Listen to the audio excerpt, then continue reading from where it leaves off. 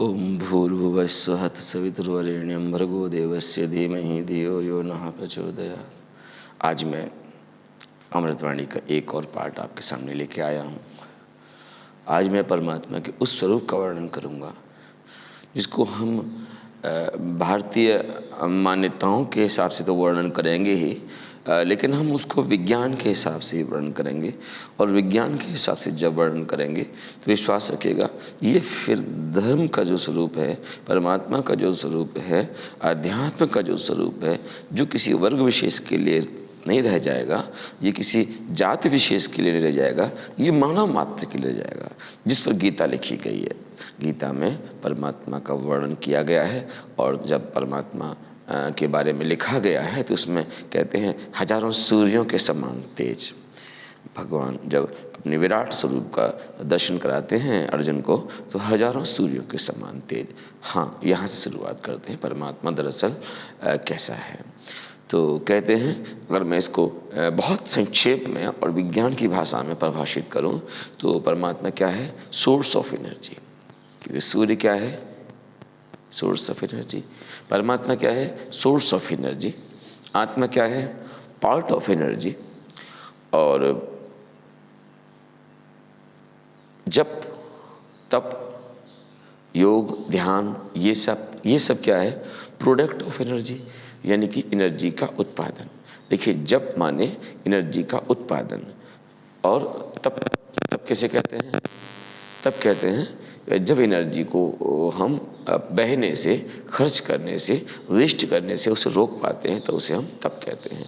तो जब तप क्या है? एनर्जी का उत्पादन, और एनर्जी को व्यर्थ में खर्च होने से रोका जाए, ये क्या है? एनर्जी का उत्पादन है, ये है ना। तो एनर्जी का उत्पादन जब तप है। और एनर्जी की वेस्टेज क्या है? भोग विलास, मौज मस्ती से हम कहते हैं। जैसा भोग विलास, मौज मस्ती अलग बात हो सकती है, आप हंसते हैं, खेलते हैं, खुश रहते हैं, एक भिन्न बात है।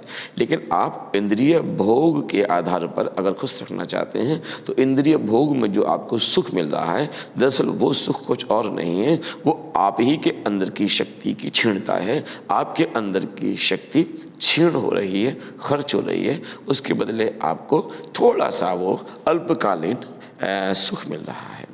दूसरी भाषा में कहें कि वह सुख कुछ और नहीं, बस ऐसे मान के चलिए कि आपके जेब में एक 10,000 रुपये रखे हों। अब रुपये रखे हैं तो हाँ, ये सुकून तो है कि पैसे हमारे पास हैं, लेकिन क्या है? उसका आनंद नहीं आएगा। आनंद क्यों नहीं आ रहा है? क्योंकि वो जेब में रखे हैं लेकिन खर्च नहीं हो रहे। अब आनंद कब आएगा? मौज मस्ती कब आएगी? एंजॉय कब कर पाएंगे?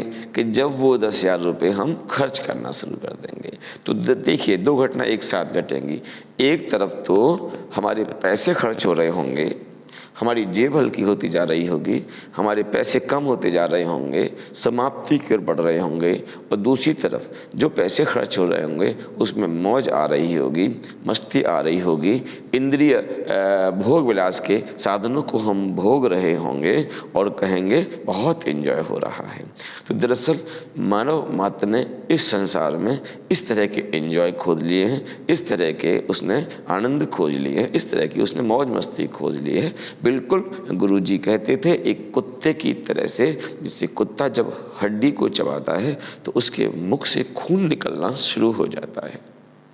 अब जब खून निकलना शुरू हो जाता है उसके मुख से तो वो क्या करता है? उस खून में रस लेना शुरू करता है, और उससे लगता है अज्ञानतावश कि ये खून जो है इस हड्डी में से निकल रहा है, जबकि खून किसका है? खुद का ही है। ऐसे ही हमारे इस संसार में, जैसे हम मौज कहें, मस्ती कहें, जिसको हम भोग विलास कहें, ये क्या है? मेरे अंदर की शक्ति, मेरे अंदर की शक्ति क्षीण हो रही है, और मैं उसको कह रहा हूँ मैं भौतिक जगत में बड़ा मौज ले रहा हूँ, बड़ा सुख से रहता हूँ। नहीं साहब। इसलिए परमात्मा सोर्स ऑफ एनर्जी, आत्मा पार्ट ऑफ एनर्जी, है ना। जप तप है प्रोडक्ट ऑफ एनर्जी और सेफ ऑफ एनर्जी, ठीक है। और भोग विलास, मौज मस्ती से कहते हैं, वो क्या है? लीकेज ऑफ एनर्जी या वेस्टेज ऑफ एनर्जी, ठीक है। सीधी सी बात है। तो अब हमें क्या करना है, हमें अपनी ऊर्जा का उत्पादन, पूजा क्यों करते हैं, पाठ क्यों करते हैं, जब क्यों करते हैं, तब क्यों करते हैं, ये करते हैं हम ऊर्जा का उत्पादन। याद रखिएगा, मनुष्य के लिए जैसे कि एक टेम्परेचर फिक्स है कि आप 98 पर हैं तब आप स्वस्थ हैं, और 100 पर 101 पर हैं तो बुखार है ना। इसी तरह से ऊर्जा का भी एक लेवल है मनुष्य के लिए। ऊर्जा अगर एक सही स्तर पर है ना, तो विश्वास रखिएगा इस ऊर्जा को सही स्तर पर होने का मतलब है कि आप एक मध्यम स्तर का जीवन जी रहे हैं। और ऊर्जा की अधिकता जब अच्छा है आपका, तब अच्छा है आपका, तो विश्वास रखिए इसे क्या कहेंगे, आप एनर्जेटिक हो रहे हैं, आप ऊर्जावान हो रहे हैं। और ऊर्जावान का मतलब होता है बुद्धिमान। समझिए, ऊर्जा जब, याद रखना, ऊर्जा कभी एक जगह स्थिर नहीं होती। ऊर्जा या तो ऊपर चलती है या फिर वो नीचे चलती है। ऊपर चलती है तो उसे कहते हैं हम क्या, बुद्धिमानी। और यही ऊर्जा जब नीचे की ओर बहना शुरू हो जाती है तो इसको कहते हैं मनमानी। इसलिए भोग प्रधानता, मौज मस्ती, जितना भी इस ऊर्जा का वेस्टेज करते हैं, उन सब के लिए हम बुद्धि का प्रयोग नहीं करते। ये नहीं कहते हम बड़ा बुद्धिमानी करते हैं। अधिकांश लोग कहते हैं वो सब क्या करते हैं, मन में आता है सो करते हैं, मनमानी करते हैं। इसलिए एनर्जी की वेस्टेज अर्थात मनमानी।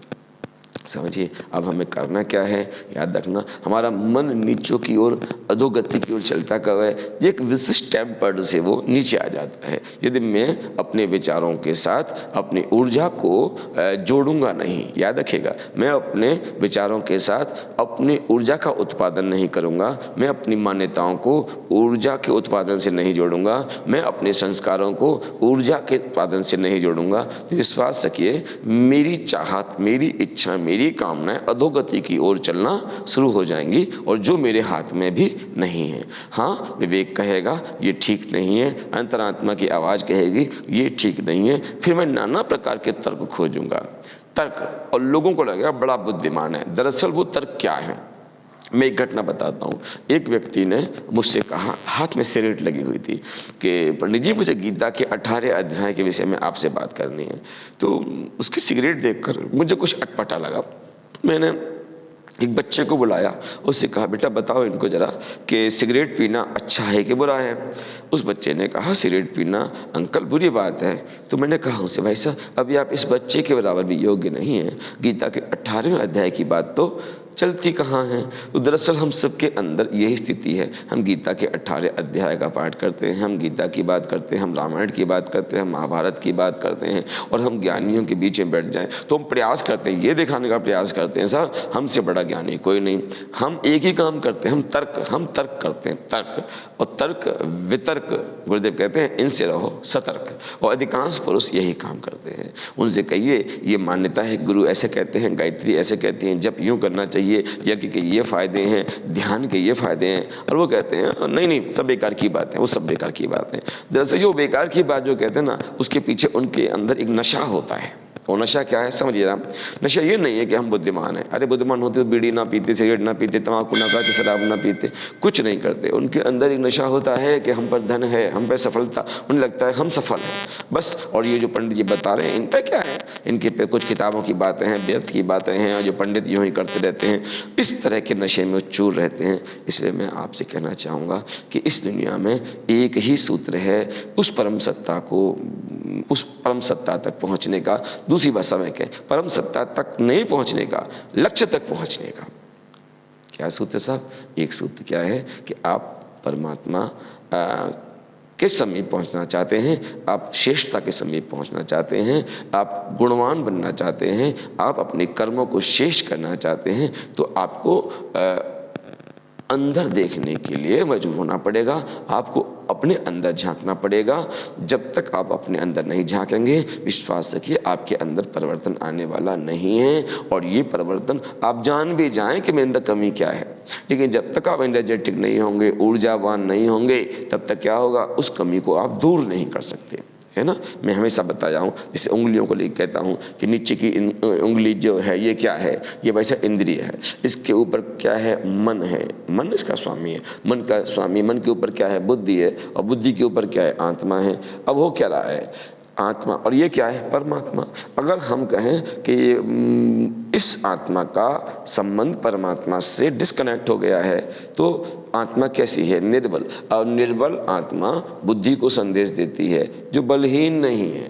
तो निर्बल आत्मा की बात बुद्धि नहीं मानती, सुनती है लेकिन, और निर्बल बुद्धि की बात मन नहीं मानता, और निर्बल मन की बात इंद्रिय नहीं मानती। इसलिए चर्चाएं ज्ञान की होती रहती हैं, बातें होती रहती हैं, लेकिन कोई किसी की सुनने वाला नहीं है। बुद्धि सही रास्ते पे नहीं है, हमारा मन सही रास्ते पे नहीं है, इंद्रिय हमारी विलासिता की ओर यूं ही भागती रहती हैं। क्यों? क्योंकि मेरा आत्मा का और परमात्मा का कनेक्शन कटा हुआ है।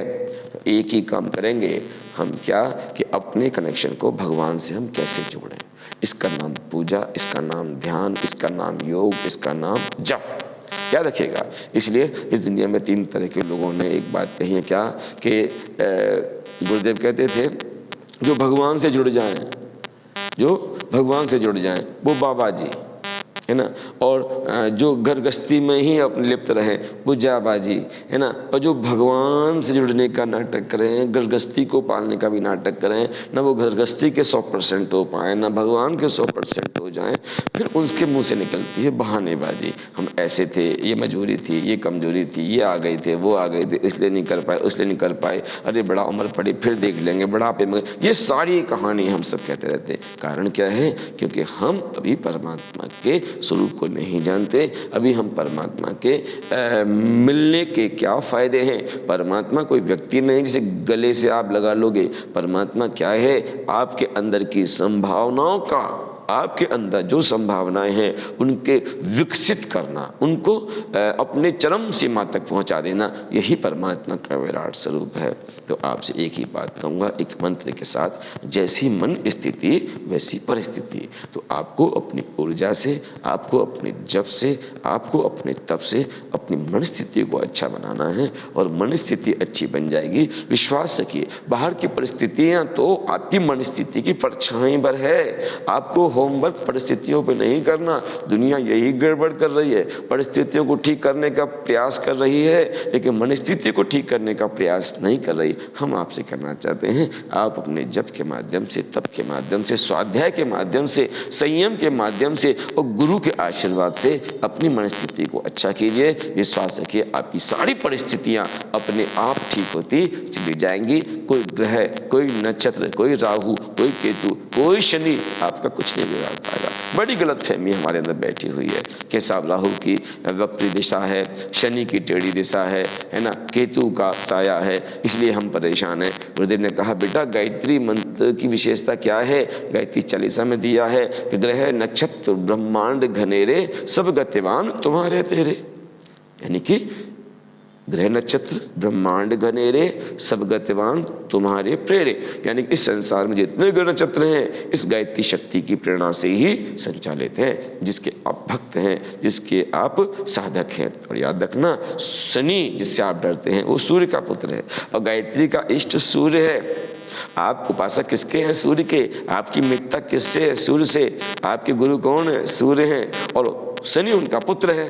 तो सोचिए जरा, जो पिता का मित्र हो, पिता का साधक हो, उसका वो बच्चा क्या करेगा? अंकल जी कहकर नमस्ते करेगा, कुछ बिगाड़ेगा नहीं। विश्वास रखिए, ये गायत्री साधना, ये गायत्री मंत्र, इसीलिए इसको कामधेनु कहा गया, जो तू चाहे वो पा लेगा। इसीलिए इसको अमृत कहा गया। ये क्या है? ये अमृत है, ये कामधेनु है, ये पारस है। इसके संपर्क में जो गायत्री मंत्र करता है उसके संपर्क में तू आएगा, विश्वास कर, लोहे जैसा भी होगा तो भी तू सोने जैसा हो जाएगा।